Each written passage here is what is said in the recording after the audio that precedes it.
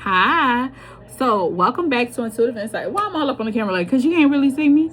Because I ain't got the other light. I just got like this light and we just going with the flow. All right, we're going to go from Aries to Pisces. What y'all really want from us? Tell me what you want from me.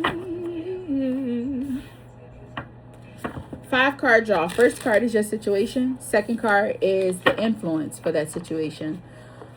Third card is the obstacle, is the peekaboo. And then you have the fourth card is going to be your advice. The fifth card is going to be the outcome if you take the advice. All right, Aries, cast your burdens. Oh, the Fool, the Moon, until Jesus. 3 of Swords, for He cares. Advice, 8 of Wands, for you. Outcome, the Tower. Ooh, starting on something new. Right there off rip, your cards is saying to begin something, one must end something. Bottom of the deck, you have 6 of Swords. Either way, it's going to be a beautiful outcome, but there's 3 of Swords in the middle of the obstacle. What you wounded about? Let's clarify. The Fool. Baby, come give me something new. You have the King of Cups, the Knight of Pentacles, and the 8 of Swords. Ooh. Look at you, Aries. Charging in with much passion on love, growth. Now, when you look at a pentacle is all about the physical, okay? It's all about your health and building wealth, baby. Because that's what Pentacle's all about. It's about the earth. Something that's tangible. Something's going to last beyond your lifespan. You know. Stability. But then 8 of Swords, you're in conflict about it. Why are you in conflict about it? 10 of Swords. So this could be something that you did in the past. It could be like something you embarked on and you tried your best. And to you, or the outcome, your best wasn't good enough. And it just didn't play out the way that you wanted. It doesn't mean don't try again, but you're really in your head about it. So you're kind of going back and forth like, you know what? I'm going to start this. I'm going to start this business. I'm going to pursue this career and, this degree. You're going back and forth. I shouldn't do that. I'm a little too old to be doing that. Okay, I'm going to start this business. Oh shit, I done tried it. It didn't work out. It wasn't a big hit. Things don't happen overnight. You keep going. You keep going. Learn from the experience. There was this woman that she loved IHOP. She just loved IHOP and she wanted to run her own IHOP. She went to 13 banks and asked 13 banks to invest in her. And 13 banks denied her. Finally, 14. And each time she'd do it, make her proposal, she'd take the advice that they gave her and she'd make the corrections. She just kept doing it. And finally, on that 14th time, she did. She ended up opening her own IHOP and her IHOP was a huge success. I would say to this day, it probably is still a success. You get millions of no's. We have millions of fails. I cannot remember the show, but it is on Netflix. I watched it and it was about the Bulls. And in the Bulls basketball team, what I thought was so interesting was that Michael Jordan actually had hurt his leg real bad and had to have surgery. And it wasn't looking like he was going to be able to play basketball again, or at least for a long time, like fulfilling his contract. So what he would do, once he was starting to feel better and stuff at the gym, he started doing one-on-one with guys with a broke leg. He ain't supposed to be doing this, but he was doing it anyways because, he's like, well, I can't do this, but he still had the itch to do it. Long story short, he goes and sees the medical examiner for, the league. And they tell him, they're like, hey, you got more muscle in your broke leg than you do your regular leg. What you been doing? And they found out he's been secretly playing when he's not supposed to be. He's supposed to be healing. The point is, Mike had so much passion for what he wanted to do. And you could have told him no. His brother used to beat his ass. His oldest brother was so mean to him. His daddy was even mean to him. His daddy, he said, you'll tell Mike to go get you a screwdriver and he'll come back with a wrench or something. I used to tell him, go in the house with your mama. You ain't gonna be you ain't gonna be good for nothing or something like that. His dad said. Now this is in the Netflix thing. And Mike had that, I had something to prove. And This is what I'm good at. This is what I do. He never stopped. So you tell him no. Everything was counted against him. He could have hurt his leg and broke it and never been able to play again. But he never owned that. He never accepted that no. You understand? He just kept going. And I like what Cameron said. I've been really watching interviews with Cameron lately, the guy of Dipset. And I love when he said, yo, every shot that you don't take is a miss. So yeah, I'm the nigga in your DMs. You know, if I want it, I go for it. That's just him. He don't care about what people think. And he said, you know, you can go to people with these ideas and they don't believe in you. But if you start it and you do like 5 episodes or something and come to them and they see, you know, that you're serious about this and the results are there, then they'll want to partner with you. Now, one thing I learned in my own life, even dealing in jobs, when it comes time for a raise, it don't matter what you say. It's like a pony dance. You'll do it, they'll hear you out, but they already have in their mind what they're going to give you. It's a numbers game. They already know who they want to give what to before they start doing the surveys or, you know, the interviews and stuff with you. You understand what I'm saying? So anything that you say, they already have a game plan, a blueprint. They already talked about it, and that's what they roll with. You never have to propose or tell people your worth. You show them. Okay? A lot of people say no, no, no, when it's really yeah, yeah, yeah. That's why they say you got to be your first cheerleader. That no matter how many doors get closed to you, you go for it. But every shot that you take, there's a possibility it's going to make.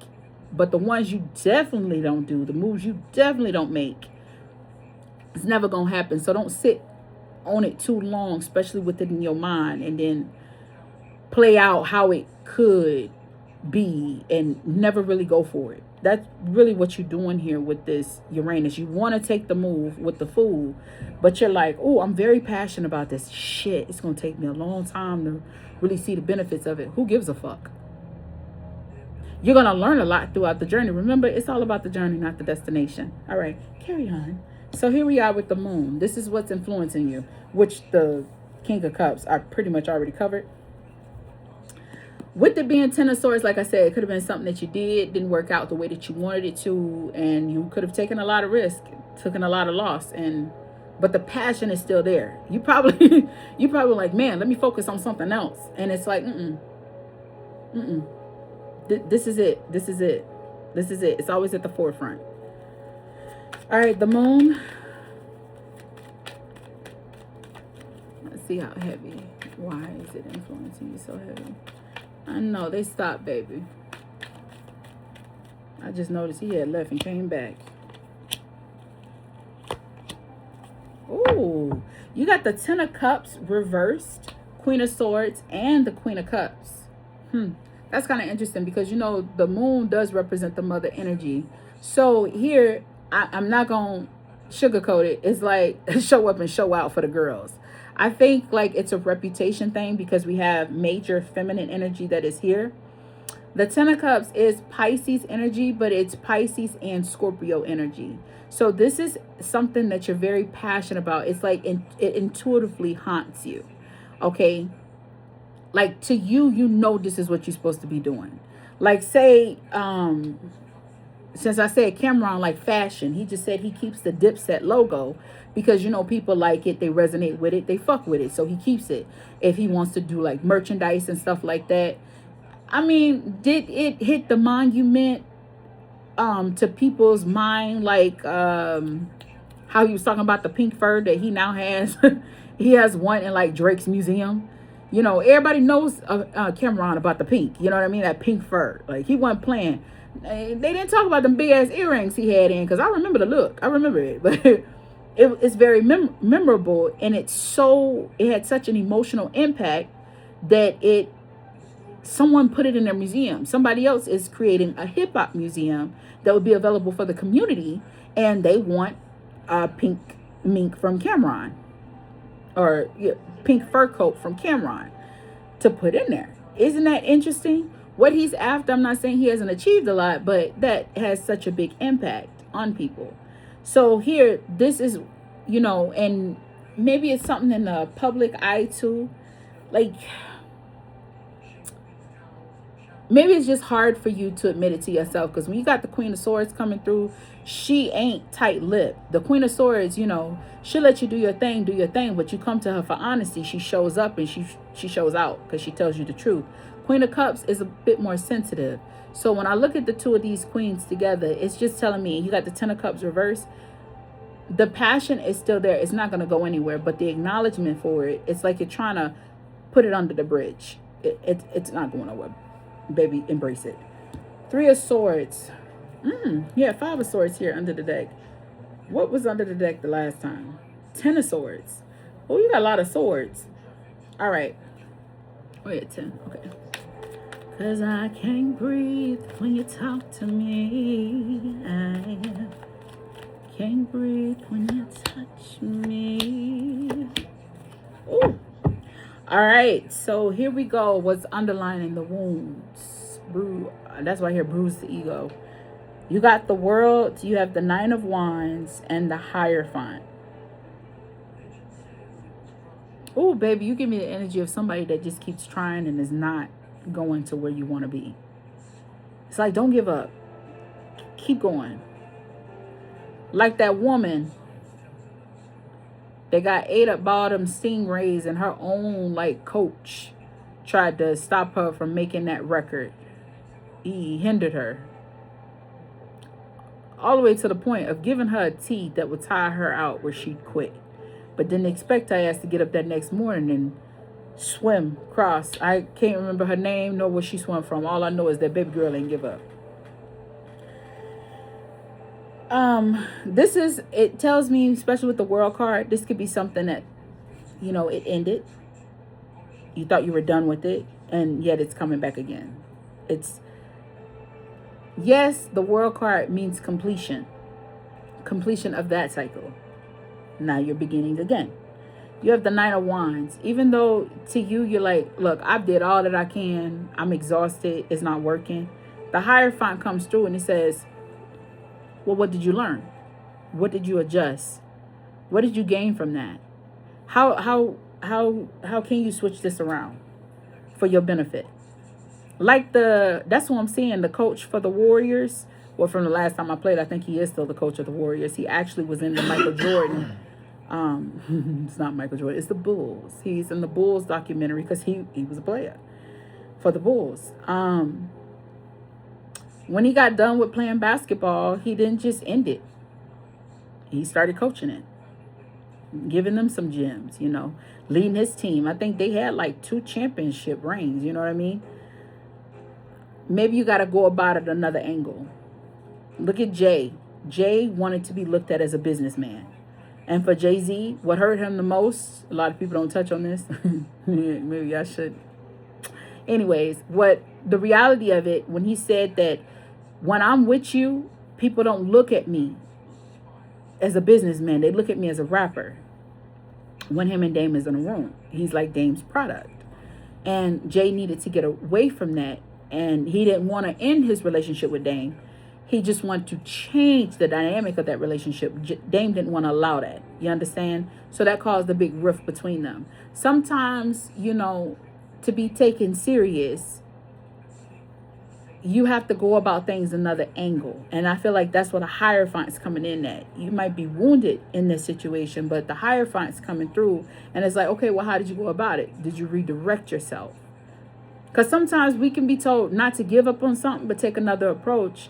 But because it's not what we want it to be, we'll like throw it away. But it's not going to go away. Like Scrub Daddy, he put them fucking things in the garage and was just like, you know, no one's going to buy this, whatever, it's garbage. And then out of nowhere, he had this epiphany. Bruh, this washes dishes. It's big enough to wash dishes. Put a little smiley face and shit like that. Put the knives inside. You ain't got to keep cutting the fucking sponge. I love Scrub Daddy. I got a bunch of them. Scrub Daddies and Scrub Mummies. Okay? But they're all the palm of his hand. I thought that was quite easy. The thing of it is, he had it. But it wasn't what he originally wanted it to be. But he wanted it to be something successful. Something meaningful. So he got the juice, the roots of it. But he didn't like get it exactly as he wanted it. It never plays out that way. All right, advice, Eight of Wands. It's really just push forward. You know, maybe hit the drawing board some more. Do more research. Go about it more heavy. Expand your your knowledge of it. There might be other angles about it. People don't like to talk about it, but Diddy is not a good rapper. He's not. But he wanted to be in the industry. He wanted to be around rappers. He wanted to be looked at as cool. He wanted that. He knew what he wanted hip hop to be. And because he couldn't be the voice and the face of it, even though you saw his ass, you take that, take that. He was everywhere doing his little dance and shit. You saw him everywhere when it came to hip hop. He made a lot of people successful. Yeah, you got a situation now. I'm focusing on other stuff. But that Scorpio went for what he wanted. Was he ever looked at the way he wanted to be looked at? Like a monument like Biggie? You know, people to look at him heavy like they did Pac? No. But he did put a huge footprint in the music industry. You see what I'm saying? Sometimes what you want is not, you're not going to get it exactly like you want it, but it will be of that parameter, if that makes sense. Because, you know, if God tells you exactly, okay, this is going to happen this way, and you're not going to have to give up anything, you know, and you focus on that. You ever notice when you focus on something really hard, it never works out that way? Never. You have to let it go. And then once you let it go, things start to play out that way. Like, oh, yeah, I really wanted this back in the day type thing. You see what I'm saying? I hope you see what I'm saying.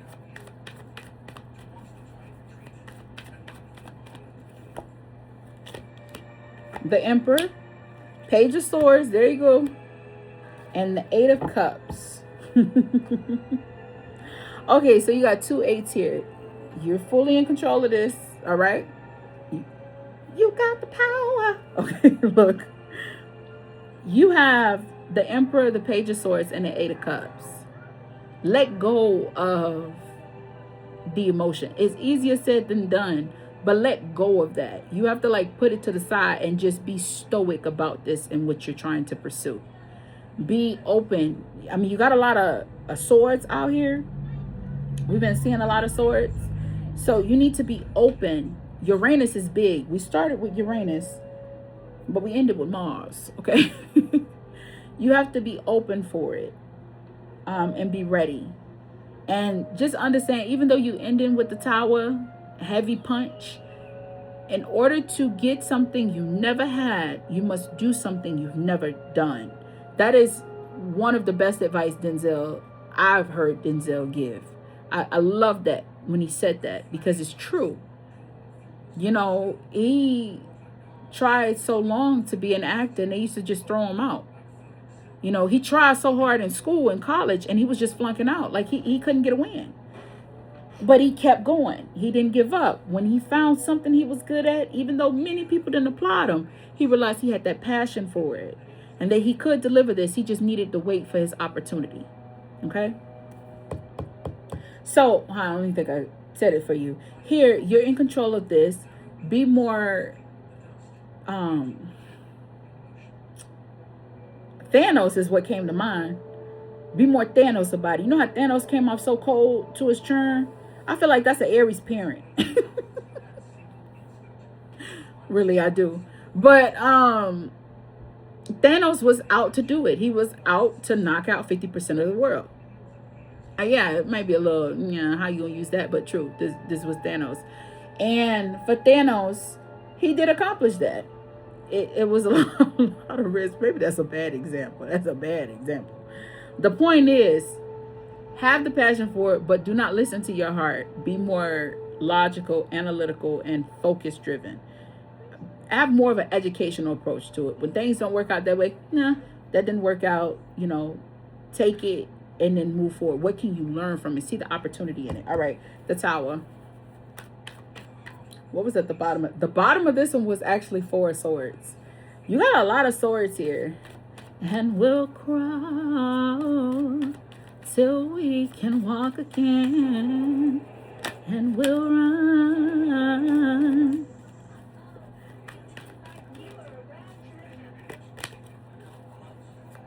until we're strong enough to jump.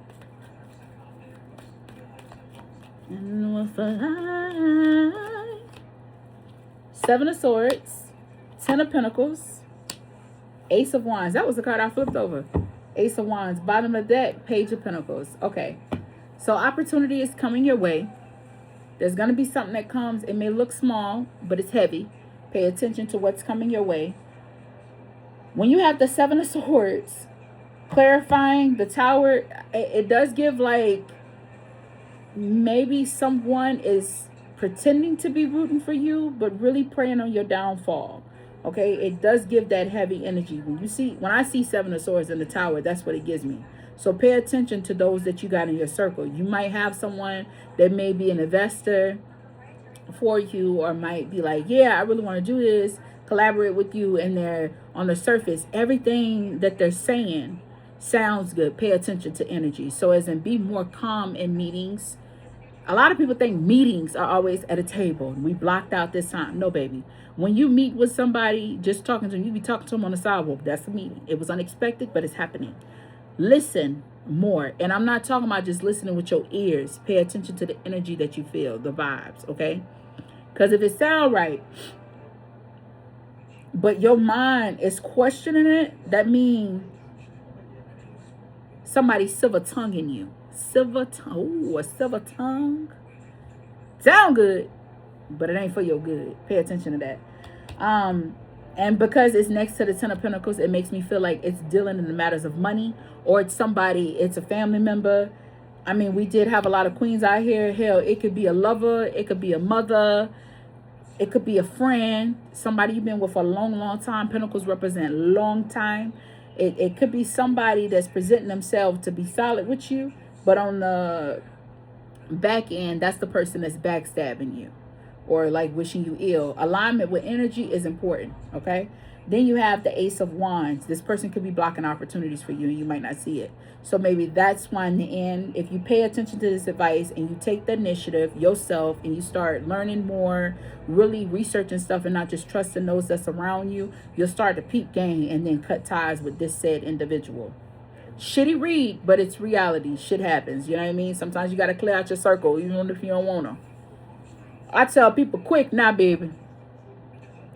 I love my family. Yes, I do. But I'll cut them motherfuckers off if they fucking with my rest. Okay? I will cut you.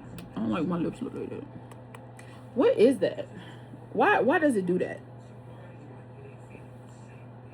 And I ain't got nothing here.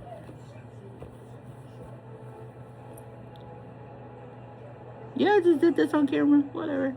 I did all that talking with it. Should have just closed it out with it. Anyways, the point is, this is going to be taboo. A lot of people might not want to hear this, and I don't mean it like taboo in like a nasty area, but this is what I mean. A lot of people don't peep this in the Bible, but I peeped it. The family members that you're born into are the ones that's going to teach you the most valuable lessons. Them the ones that are going to teach you about being honest. Them the ones that are going to teach you about betrayal, rejection. You gain everything from your family. Everything. That don't make them bad people, because we all have our own life lessons and we all do the things that we do. You may have unintentionally hurt people too, but understand that Rebecca also fucked over Esau, just like Jacob fucked over Esau. Well, he didn't really fuck him over. He just made a shitty exchange with him. Okay? You know, Cain fucked over Abel. And Eve backstabbed Adam. All I'm saying is pay attention. David, the writer of Psalms, shit, his daddy counted him out. They can't never want to know, hey, the new king is going to be here. Where is he? That man presented 6 kids, 6 of his sons, the strongest. And when he said, oh, I do got one, but he just sings to the fucking sheep all day. You know, he's not worth anything. That man, look, he says you. What happened to, oh my God, what was his name? Oh my God, what was his name? The baby that had the beautiful sweater And his brothers were so jealous of him that they sold him off into slavery. They all thought they killed him. Joseph. I think his name was Joseph. He ended up becoming king. Pay attention. Pay attention. That's what I'm going to leave with you. I peep game. I say, damn. All these people that stab you in the back, you're right. If I come to you this way, you wouldn't be able to peep it. That's when you could tell like the energies and stuff life experiences. People don't be wanting to listen, but you better listen. I mean, David ain't never do nothing wrong to his siblings. He always thought highly of his siblings. He loved his siblings. And his siblings was the first to publicly embarrass him. Ain't that about a bitch? Listen. Rudolph the Red-Nosed Reindeer. He got exiled too. He did. He did. And guess what? The motherfuckers couldn't ride in that snow without him. He led the way. Then it was like, oh, Rudolph, you saved the day. Forgot how they treat him. It's mighty funny when you become successful. A lot of people forget how they fucked you over. They really do. They forget how they outcasted you and shit. Or the wrong that they did to you. They be like, oh, man, I forgot that. You be like, oh, yeah, because you did it. And selective memory is a thing. People will forget how they did you. I'd be like, oh, I didn't even remember doing that. I honestly don't remember doing that. I'm so sorry if I really did. Yeah. I know you're sorry. I know you're sorry. But be sorry to fuck over there. Yeah, don't try to come on. Be sorry over there. I fuck with you the long way. Yeah. I'm saying. Like, be careful how people do you. Be careful. Because look, that spirit got a hold on your ass. Why? It didn't get a hold on me like that. Yeah. Let me get my ass up off here. I got 11 more signs to do.